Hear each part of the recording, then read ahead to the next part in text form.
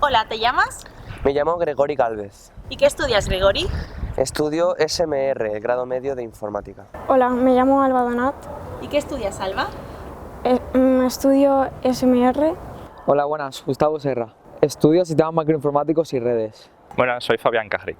¿Y qué estudias, Fabián? SMR, Sistemas Microinformáticos y Redes. ¿Y por qué decidiste estudiar este grado medio con nosotros?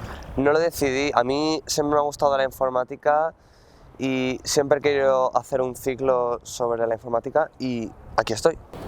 Porque me llamaba mucho la atención meterme en informática y empezar por grado medio. Porque mi principal vocación era ser programador y esto es lo que más se acerca a ello.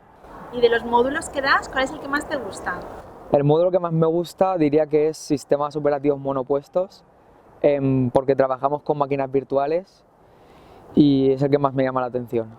El módulo que más me gusta es montaje y mantenimiento de equipos. Me parece muy interesante el tema de montar ordenadores, de aprenderte las fuentes de alimentación, etc. La asignatura que más me gusta es SOM, Sistemas Operativos Monopuestos, porque estoy aprendiendo muchas cosas que no conocía, comandos de Linux, scripts.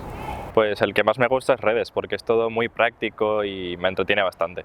¿Y qué consejo le darías a los que nos están viendo y quieren estudiar el grado medio? El consejo que les doy es que les pongan ganas porque es un ciclo bastante interesante. Está bien saber todas las cosas que se enseñan y aparte tiene muchas salidas laborales, que eso es bastante importante y es también muy bueno. Muchas gracias, Gustavo. De nada. Muchas gracias, Gregori. A vosotros.